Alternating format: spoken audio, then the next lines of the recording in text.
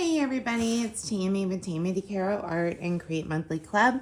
This is part 3 of my painting surfaces videos. And the reason I'm doing these is because I see a lot of questions about it in various groups that I'm in regarding fluid art and resin art and just general abstract painting. So I wanted to do a quick review on non-traditional surfaces. So first up, we have this sublimation keepsake box. This is by Da Vinci. I believe I got this from Blick, and I will link that here. Couple of things to keep in mind. It will take acrylic ink, acrylic gouache, image transfers. You can finish the wood section in a lot of different ways. You can remove the screws inside, paint it separately, and then put it back together. Something to pay attention to with sublimation surfaces is that occasionally they will have a protective surface. So what do I mean by that? Well, of course, the one example I had out here. Okay, this is a sublimation earring.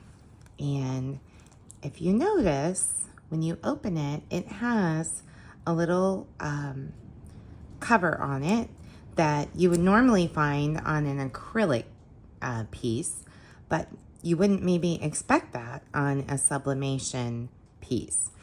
And I find that when that happens, first of all, you're not going to know if it's got that cover on it until you get it. Unless they've listed it in the description. I find a lot of times they don't list it in the description. But I'll go through, identify if there is a protective layer, and I'll X the back of it because this is basically an MDF piece which is, wood,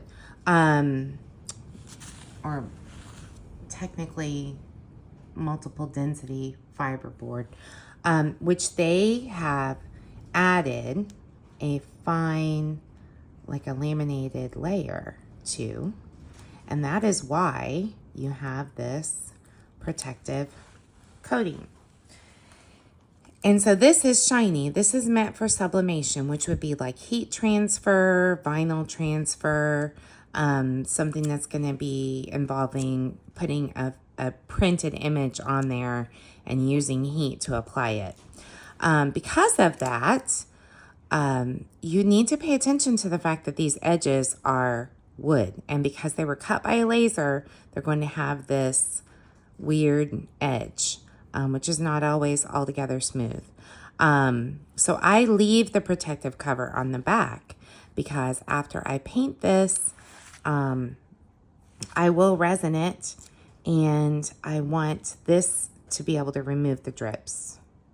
So I typically will prime this ahead of time with black, paint it, then resin, and then remove the back part, which can be tricky on something this small.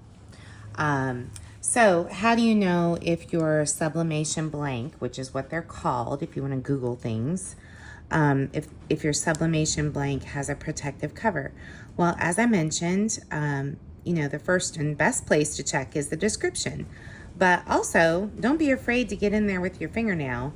And if you see it kind of flaking pretty quickly, then it's got a protective cover. Typically, I'll kind of come in, I don't want to jab it with an X-Acto knife, but I'll try to get it started on the edge with my fingernail, and then I can see, oh yeah, they have that protective cover. And again, make sure you put an X on the back side so you don't inadvertently paint this side and come into a problem later, because that will peel off eventually. So now it's all shiny and new. It's a perfect earring blank to paint with. Now, if you're interested in how to do jewelry with fluid art, Let me know in the comments, because I've been kind of contemplating doing more of a functional style of video with different ways you can do other kinds of art besides wall art with fluid and resin art. So if you're interested in that, please let me know. This next thing is the sublimation box. So with this sublimation box, I would actually, I'll bet it does not have that cover, protective cover. But then again, I ordered it and did not really read the description. So let's find out. Okay. So I can tell you from the feel of it, it does not. This feels exactly like a traditional cradled wood panel feels. It's not shiny compared to the label, so there's no protective cover on that. To paint this, I would probably paint them separately. It's already in 2 pieces. You can add your hardware later. So they make it really easy for you. They make it really easy for you to paint it and put it together after the fact.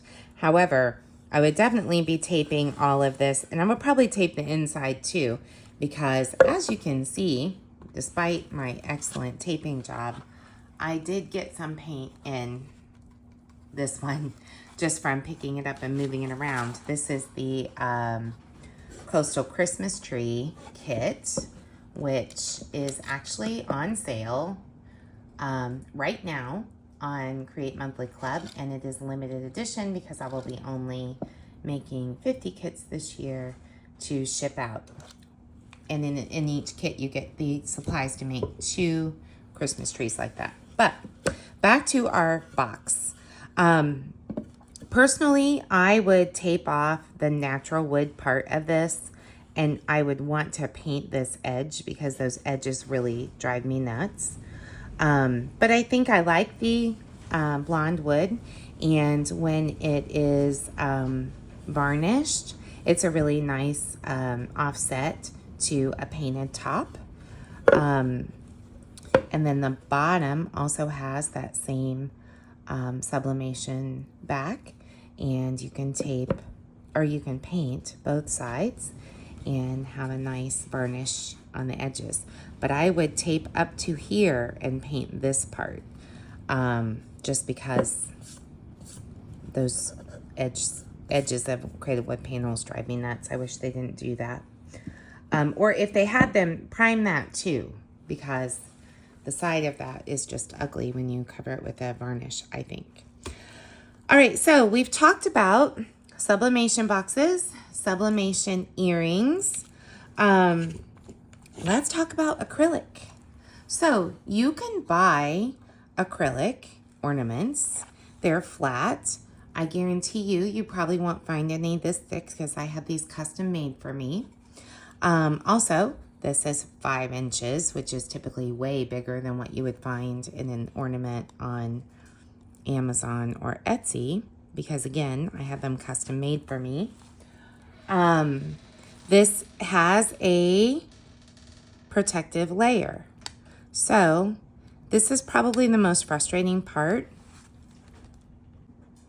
Okay, so back to our, sorry, I'm trying to stabilize the feed in here. You know, this is clear, so it's really hard to see it, no matter what I put behind it. All right, so this has a cover, and you have to be careful not to scratch the acrylic. But when you come in and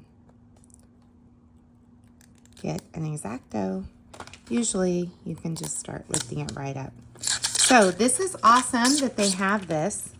Not so much for the front of your ornament because you don't want it on there to paint, but it's great that it's on the back.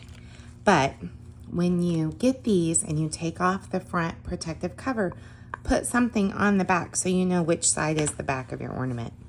Now, I will paint this and then resin the ornament or varnish. Sometimes I varnish too. And the beauty of having this protective back is that I will have no drips. I can hit that with a hair dryer really quick and peel that right off and have a nice clean edge on my ornament. So this is another example of that protective edge, which 90% of acrylic flat ornaments that I've seen have that. So just know which side you're painting on. As soon as I remove that top layer of protective plastic, I mark the back so that I know which way to paint. And I've had students actually paint theirs on the wrong side before, so I've learned that lesson the hard way. Finally, some other non-traditional surfaces. This is a wood tray. Let me fix the zoom a little. A wood tray that I got. It has been sitting around my studio for a little while, so it's a bit dusty right now.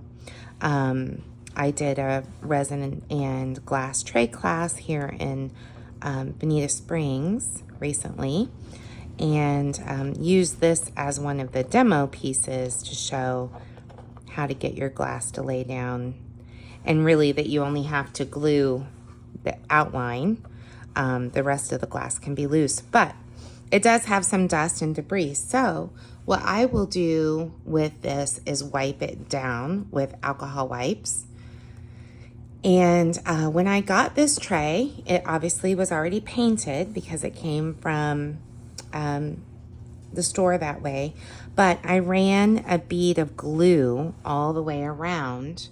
You can use Elmer's glue. I used Aleene's clear tacky glue. The Bear craft glue is great.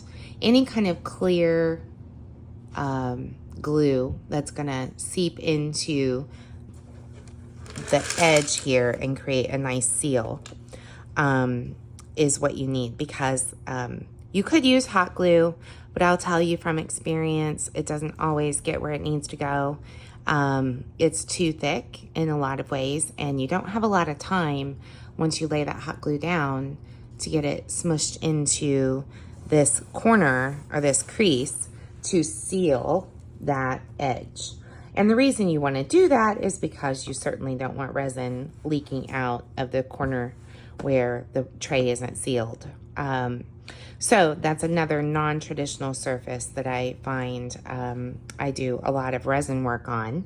And then, basically for resin or painting, whenever you're doing something on a home good like this, you want to just check the back of it, check the seam to make sure that it is secure and your paint or resin isn't going to run through those cracks. When in doubt, glue it and come back the next day, because it's certainly, I've lost a lot of resin from not gluing the seam. And the next non-traditional surface I'm going to show you is glass and how to do a glass frame. So our last and final non-traditional surface is glass. You can paint on glass. You can put resin on glass. The great thing about it is it's not porous, so it's awesome. However, you do need to make sure that your seam where the glass meets the frame is secure. This is one of those frames from Michaels that has the inset. So this is a glass frame, and this is the kind that has the insert. Normally the glass would be on this side of that insert instead of that side. For my glass and resin classes, I like to use this frame because I like to get the glass up close if possible. But you need to create a seal here between the glass and the wood frame in order to keep the resin inside this part. So what I do, take the whole frame apart, glue this inside edge of the frame, push the glass down, put the insert in, and while it's drying, I'll bend these down. After it's dry, I will usually clip those off because you don't need them, and you also don't want them sticking out. Look, they're going to be sticking out inside your piece. I use these often for glass and resin projects. The reason I put the glass up against the front part of the frame is because we don't want a ton of resin in here. We want to be able to lay the glass down and then put the resin just to that edge. Most coating resins really don't want to cure well if they're deeper than an 1/8 to 1/4 of an inch. So the reason I put this all the way up to the front, number one, it makes a prettier presentation because the glass really, sticks out. Imagine if I had this glass on here, it really sticks out to you. First and foremost. Second, I just don't want that much resin going in there. If I had put this glass all the way in the back, that would be almost an inch depth of resin, which, trust me when I tell you, as an instructor of many resin classes, despite saying over and over and over again not to pour it more than 1/4 of an inch, people do. And the risk on doing that with glass is that resin could react and basically heat up too fast, which could make this glass break. And you never obviously want to put that risk out there for students. So also, I just like the way it looks to have it somewhat raised up from the back. And when I do these kinds of classes with students, they have a variety of different shapes that are black and white silhouette type shapes they can pick from to put underneath this glass and plan out where they're going to use their crushed glass, shells, sand, glitter, etc. And they can lay it all out before we pour the resin on. So that's one of the non-traditional surfaces that I use. And that wraps us up for non-traditional surfaces so far. If you have another type of non-traditional surface that you can think of, please share it with me. And I would be happy to do some demos on things. I'll be doing some jewelry demos soon with these, the MDF sublimation blanks. And of course, lots of ornaments and classes for ornaments coming up soon with my big 5-inch acrylic, very thick ornaments. So if you're interested in those things, please let me know in the comments. Also, any questions that you have for glass and resin are more than welcome because it helps me determine what kind of content you're interested in. And last but not least, don't forget to go to Create Monthly Club. And by the time this video is out, these might be all sold out because there are only 50 kits. So I'm hoping that won't be the case for you, but we're trying to sell them and get them shipped out before the 10th of October and really want to make sure we get that going quickly because people want to start making their Christmas items now before season gets too busy. And on Create Monthly Club, the spouted measuring cups with the spout, with the lid and the handle are going up later this week, which will be the 1st of October. In case you're watching this video after the fact, they should still be on the website because I have several of them, but you never know. All right, thank you so much for watching. I appreciate your time and attention and hope this tutorial was helpful for you in looking at non-traditional substrates. Thanks and have a great day. Goodbye.